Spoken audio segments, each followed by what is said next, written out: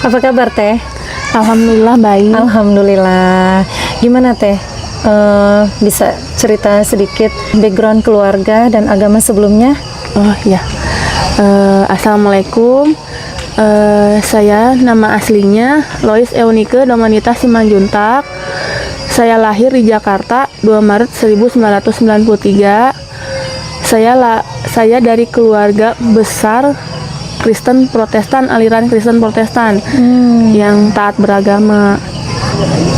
Berarti kalau Simanjuntak aslinya Batak ya? Ya. Jadi kalau keluarga besar, papa sama mama seluruh keluarga besarnya itu aslinya dari Medan. Jadi sukunya suku Batak. Hanya saja tinggal saya lahir di Jakarta.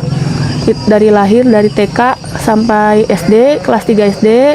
Lalu kelas 4 SD saya pindah ke Pekanbaru. Sampai jenjang SMA saya di Pekanbaru.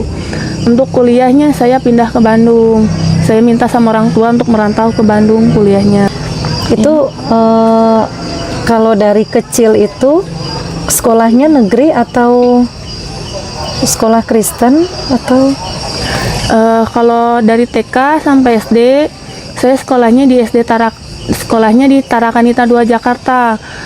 Pas pindah kelas 4 SD sama orang tua di Pekanbaru, itu sekolahnya Katolik Santa Maria sampai yang SMA. Jadi SMP sampai SMA, dari SD kelas 4 SD sampai SMA itu sekolah Katolik Santa Maria. Ya, Katolik Santa Maria di Pekanbaru. Kalau kuliah saya merantau ke Bandung, itu kuliahnya di Universitas Kristen Maranatha Bandung, jurusan psikologi. Kalau lihat dari pendidikan Teteh dari kecil sampai bahkan dari kelas 4 SD ya, 4 SD sampai SMA sekolah Katolik. Terus lanjut kuliah di Bandung, itu pun Universitas Kristen. Nah, seharusnya kan Teteh kental ya, kental dengan kekristenan itu, kental dengan agama Teteh. Kalau bisa dibilang ya harusnya taat ya. Apa yang bikin Teteh mulai jatuh cinta dengan Islam? Kalau untuk masalah jatuh cinta sama Islam sebenarnya dari kecil, dari sekitar usia 5 tahun. Waktu di Jakarta kan, karena lingkungan komplek Pengadegan itu di Jakarta Selatan, itu lingkungannya Muslim. Jadi kalau ada suara adzan, saya tuh suka kencengin karena saya suka ngedengernya, tapi nggak tahu kenapa.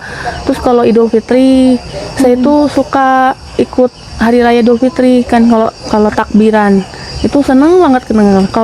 Kalau Hari Raya Natal, walaupun mewah, nyanyi-nyanyi, ada main musik, terus abis itu pakaiannya mewah meriah ya, pasang pohon Natal, tapi di hati mah hampa. Tapi saya nggak tahu kenapa itu.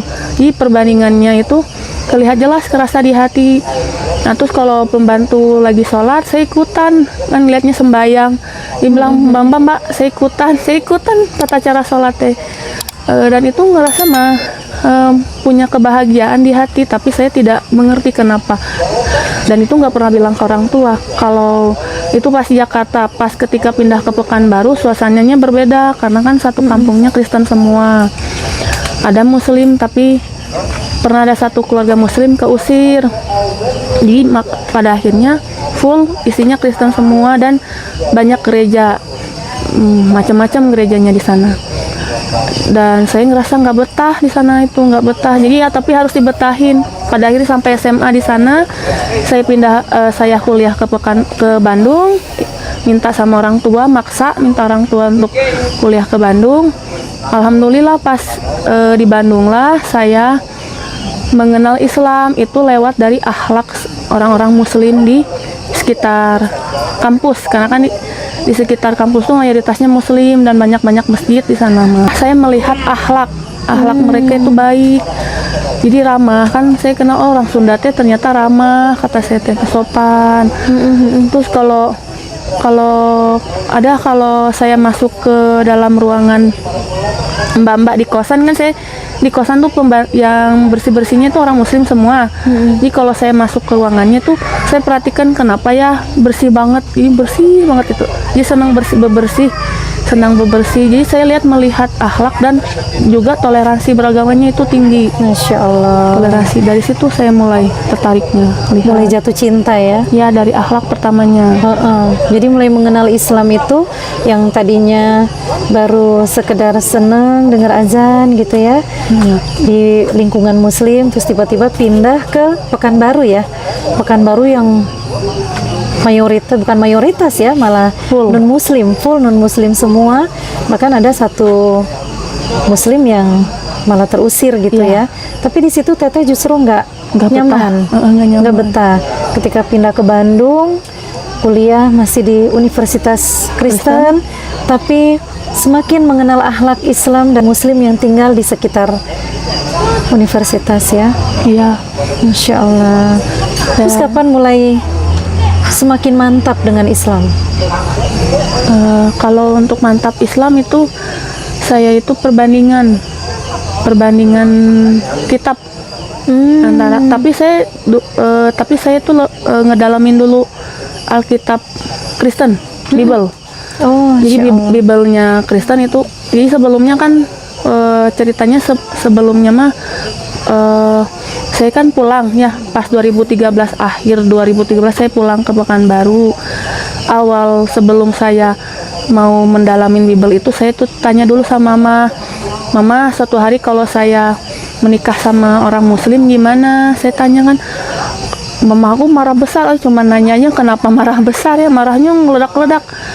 Kamu kenapa ngomong kayak gitu? Udah pokoknya harus nurut sama orang tua, patuh sama orang tua. Mama bilang, Tuhan yang hidup siapa? Saya tuh mikir, Tuhan yang hidup siapa? Saya bilang Yesus. Kata Mama, bukan. Bapak, bukan. Siapa Tuhanku? Kataku kan yang hidup mah. Mama bilang orang tua. Orang tua Tuhan gitu. Saya pikir gitu kan. Lalu Mama sampaikan ke Bapak, anak kamu aneh, anak teh aneh. Tiba-tiba teh, ini aneh nih anak kamu nih, udah mulai ngomongnya ngawur. Terus Bapak bilang, ini ada renungan firman kan, kalau orang Kristen itu pakai renungan firman untuk membaca Alkitabnya. Jadi ada ayat-ayat tertentu untuk membaca Alkitab. Jadi orang Kristen itu nggak baca Alkitab semuanya, itu cuma berdasarkan renungan firman doang. Nah, aku dikasih Bapak. Habis itu pulanglah saya ke Bandung. Nah, selama di Bandung itulah saya mendalami yang namanya Alkitab itu dari awal sampai akhir. Karena saya berpikir, kan yang namanya kitab suci udah bacanya dari awal sampai akhir, kenapa perlu per ayat-ayat? Kenapa dicomot-comot gitu ya? Copot-copot gitu. Nggak perlu lah pakai renungan firman itu, udah baca aja semua. Dan saya lebih kepada ketuhanan. Karena saya mencari Tuhan. Di Tuhan saya sebenarnya siapa, benar nggak itu Yesus Tuhan yang Trinitas itu, benar nggak Tuhan saya? Pada akhirnya saya membuktikan di Alkitab itu tidak ada satupun ayat yang mengatakan bahwa Yesus itu mengatakan bahwa dirinya Tuhan, itu tidak ada. Insya Allah. Jadi Yesus itu bukan Tuhan. Kalaupun yang menuhankan Yesus itu hanyalah dari Paulus dan Barnabas yang mengatakan kepada jemaat Kristen Yesus itu Tuhan. Itu tuh Paulus dan Barnabas. Kalau Nabi Yesus sendiri itu tidak mengatakan bahwa dirinya Tuhan, malah Yesus itu menyuruh kepada bangsa Israel, ya hai Bani Israel, sembahlah Tuhanmu, Tuhan Allah itu Tuhan yang esa. Kan ketika saya melihat ada ayat, tapi saya lupa ya itu mah di bagian mana, tapi itu ada di Bible gitu ada ya? Di Bible. Dan kalau ada Bible ini saya bisa buktikan. Di Bible itu mengatakan kepada Bani Israel untuk Tuhan itu Allah, Allah itu esa. Oh, berarti Tuhan saya Allah. Oh, berarti Tuhan saya itu satu. Terus saya cari lagi di sana. Di sana tuh bahwa babi itu haram. Tapi kenapa orang Kristen menghalalkan babi? Sedangkan di Alkitabnya babi itu haram. Jadi sebenarnya di Alkitab tuh ada dengan jelas ya bahwa babi itu haram. Jelas babi itu haram. Darah itu haram. Wine itu haram. Sedangkan dalam Kristen itu diajarkan bahwa mengikuti minum anggur di ketika Paskah itu minum wine. Minum wine. Kenapa minum wine? Di kitab suci, katanya kitab suci. Kenapa di kitab sucinya nggak boleh, haram? Nah, ketika itu saya dibongkar-bongkar, saya mulai ngerasa ini nggak bener, kata saya teh nggak bener. Ya udah ya Maryam, ketiganya kan Maria kalau di Kristen mah. Iya. Maria mah dibilang nikah sama jadi zina, nikah sama Nabi Yusuf mah di zaman kapan, Maria di zaman kapan, saya bilang kan. Jadi saya mah udah pasti ketika tuh udah nggak yakin sama yang namanya Alkitab itu. Pada akhirnya saya bandingkan dengan Al-Quran, dan Al-Quran itu saya diskusi sama teman di kampus. Teman saya di kampus itu ada muslim, banyak juga muslimnya.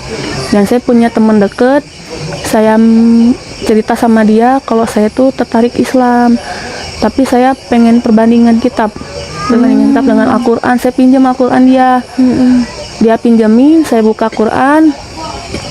Nah, di Al-Quran itu saya mau cari apakah sama tentang ketuhanan. Tentang ketuhanan sama untuk urusan sejarah Nabi, zaman Nabi. Kan kalau di Alkitab itu kan sama, ada Nabi Adam, istrinya Hawa, Nabi Nuh, Nabi Yusuf, Nabi Yesus kalau di Kristen. Ketika saya lihat di Quran, ternyata di Quran juga saya tanya sama kalau di Quran saya carinya ketuhanan. Cuman kalau untuk masalah yang nabi-nabi itu saya tanyanya sama bibi kosan. Saya tanya, "Bibi, kalau nabi-nabi sama nggak kayak Nabi Adam, Nabi Nuh?" Ya sama aja, masa nabi Islam, Nabi Adamnya Islam ada, Nabi Kristen Nabi Adam juga ada. Saya pikir iya ya, pasti nabi mah semuanya sama, nggak mungkin berbeda, saya pikir gitu. Nah dari situ teh saya baru buka Quran. Nah di Quran lah saya temukan di surat Al-Furqan. Surat Al-Furqan itu kalau orang-orang kafir itu amalannya itu kalau di akhirat itu bagaikan debu berterbangan. Jadi amalannya itu tertolak. Jadi kan kalau orang Kristen itu kan jatuhnya kafir, Nasrani itu kafir. Saya dulu itu kafir. Jadi ketika saya baca Quran itu kebuka, saya bilang ya Tuhanku, saya nggak belum ya tahu Tuhan, Allah, ya Tuhanku. Berarti selama 11 tahun lamanya setelah saya usia balik sampai usia 21 tahun, sekitar 11 tahun, berarti sia-sia hidup saya berbuat baik sama orang tuh percuma ya, amalannya teh sia-sia, tertolak, nggak ada gunanya. Toh kalau saya meninggal ya bagaikan debu berterbangan, nggak ada gitu, nggak punya pegangan kan. Makanya kenapa pas selama saya Kristen itu memang merasakan takut mati. Oh inilah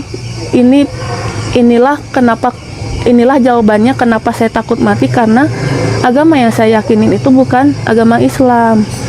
Agama yang saya yakinin itu agama yang yang bukan mentauhidkan Allah. Jadi pas ketika itu teh mulailah saya cari perbandingannya dari Umi Irena Handono, itu seorang pakar kristolog. Malah saya perbandingan di sana tentang sejarah Natal itu apa, tahun baru itu apa, terus apakah benar Islam itu teroris, apakah bukan. Saya belajar, sampaikan VCD-nya, terus sampaikan bukunya, saya beli, saya dalemin, itu terbukti. Jadi video-video Umi Irena Handono semua saya tonton. Ternyata yang teroris itu bukan Islam, tapi dari orang Israel. Saya itu waktu itu Yahudi, bangsa Yahudi Israel yang ngebom Aleppo, menghancurkan umat Islam, anak-anak Muslim. Wah, pas saya tonton tuh saya marah, karena saya udah tertarik Islam kan. Saya marah, kenapa orang-orang Yahudi Nasrani itu menghancurkan Islam, kata saya itu. Kenapa mereka sebegitu membenci Islam sama orang Islam? Padahal Alkitab sendiri tuh harusnya kalau orang Kristen mendalami Alkitab tuh pasti semuanya juga masuk Islam. Suruh namanya, tapi ini nggak didalemin.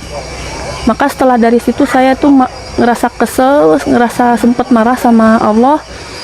Dia bilang, ya Tuhan, kenapa saya tuh terlahir dari orang tua Kristen, kenapa saya bukan Muslim aja? Saya bilang gitu. Insya Allah. Kenapa saya terlahir dari Kristen yang hidupnya teh penuh dengan kebohongan? Saya bilang tipu daya. Saya bilang gitu.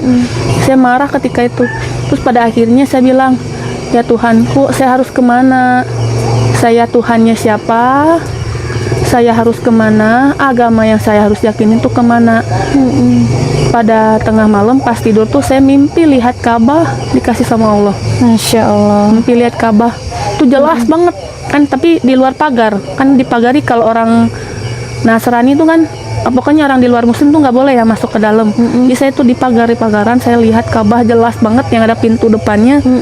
Saya mimpi lihat itu, saya terbangun, ya Allah, saya tuh tertarik Islam. Dan intinya sekitar setahun lamanya, dari 2013 sampai 2014 Juli itu saya melakukan perbandingan dan berdiskusi sama teman-teman Muslim, sama orang-orang sekitar kampus. Saya bercerita saya tertarik Islam, tapi tolong jangan kasih tahu ya, sama orang tua sama atau teman-teman. Terus habis itu saya di 2014 Juli bulan Ramadan, tanggal 20 Juli hari Minggu pas bulan Ramadan, itu ada temen ngajak saya ke Masjid Istiqomah Bandung. Kan saya cerita sama dia, sama temanku, sama dia, saya tertarik mau Islam tapi pengen mantapin hati dulu. Gimana ya? Oh, nanti hari Minggu itu ada kajian Umi Mary Kosganar, asal Jerman, dia molak juga katanya gitu. Kalau mau ikut, ya udah aku datang ke rumah dia. Terus habis itu didatengin ke Istiqomah. Tapi saya disuruh pakai kerudung, kan nggak boleh ya. Pakai aja kerudung lah gitu. Terus duduk aja di sana, saya tonton. Nah, qadarullah tuh saya ketemu sama orang di sebelah kiri saya. Itu ada teteh-teteh, saya nggak tahu, tiba-tiba nanya sama dia, ngobrol sama dia, teteh saya tertarik Islam. Terus dia bilang, wah Masya Allah, katanya tertarik Islam, saya boleh nggak omongin kamu ke Umi itu, Umi yang sedang berdakwah, kalau buat menceritakan kalau kamu tertarik Islam. Iya kata aku kan gitu. Terus abis itu diomongkan, Umi ini ada jadi sebutin saya, ini ada orang mau tertarik Islam tapi masih bingung, mau punya pertanyaan, mau menanya apa katanya. Jadi saya ketika lihat Umi itu wajahnya itu sejuk, Teduh ya. teduh. Ya Allah, kataku teduh, jadi enak kelihat wajahnya. Insya Allah. Jadi saya nanya sama Umi, kalau suatu hari saya nikah sama Islam, laki-laki Muslim, tapi orang tua saya masih Kristen, itu gimana ya? Kataku kan gitu. Terus katanya, ya kalau niatnya karena ibadah, selama di jalan Allah, pasti Allah mudahkan perjalanan. Tinggal pakai wali hakim. Saya juga nikah pakai wali hakim sama suami saya dari Jerman ke Indonesia, nikah sama suaminya itu pakai wali hakim. Jadi gampang. Islam mah mudah kata dia. Jadi bilang Islam mudah itu di lisannya seolah-olah ngalir aja gitu ya. Ya ketika Umi bilang gitu, saya langsung tersentuh teh. Ya udah Umi, saya mau masuk Islam. Saya tuh mendadak ngomong begitu, yang tanpa berpikir langsung bilang, ya udah Umi, saya mau masuk Islam. Yang lain teman saya yang bawa saya ke situ tuh nangis kaget. Hari kan tujuannya cuman mau nonton kajian, tapi kenapa jadi masuk Islam gitu? Teman Karena saya memang udah mantap ya, dari sebelumnya juga udah mempelajari Bible kan, ya Alkitab. Jadi dia kaget. Saya juga ngerasa itu mah sudah qadarullah, takdirnya saya di Masjid Istiqomah. Dan akhirnya saya dibawa ke atas masjid. Jadi saya syahadat di sana. Saya syahadat, dipandu ngucapin 2 kalimat syahadat, saya ikutin lancar. Pas sudah selesai ngucapin 2 kalimat syahadat, saya tanya sama pemandunya, saya udah Islam Pak, saya tanya gitu, saya kaget, masuk Islam gampang banget, cuman ngucapin 2 kalimat syahadat udah Islam. Saya tanya, sudah Islam? Iya udah Islam. Saya cuman ngelongong ngeliatin orang sekitar banyak yang nontonin. Terus udah itu disalam-salam sama orang-orang pada bilang yang istiqomah ya. Saya tuh nggak Biasanya ngerti. dipeluk ya, disalam, dipeluk gitu ya. dirangkul. Saya tuh kaget aja di situ yang ngehulang, yang tidak menyangka ke diri sendiri karena memang tujuan saya hanya mau memantapkan hati untuk menonton, bukan buat syahadat tadinya. Tapi itu mah sudah takdir Allah. Ya udah saya masuk Islam. Terus itu dikasih. Nah, jadi dikasih kan kalau mualaf masuk dikasih Bingkisan. uang apa? Zakat mungkin sejenis infak apa zakat yang itu ngasih. Saya tuh bawa pulang ke rumah. Saya tuh pas pulang ke kosan saya kaget dikasih uang. Oh kalau orang masuk Islam tuh dikasih uang. Saya tuh mikir gitu, Masya Allah ya kataku, segini baiknya orang-orang muslim. Tapi kenapa mereka dimusuhin banget, dibenci banget, sampai sama keluarga saya dibenci orang-orang Islam segitunya, padahal mereka itu baik kata saya ketika saya sudah syahadat. Dan ketika itu saya belum ngasih tahu ke orang tua dan teman-teman juga nggak ada yang tahu, jadi saya masih pura-pura gereja, ikut teman gereja, pakaiannya juga belum muslimah.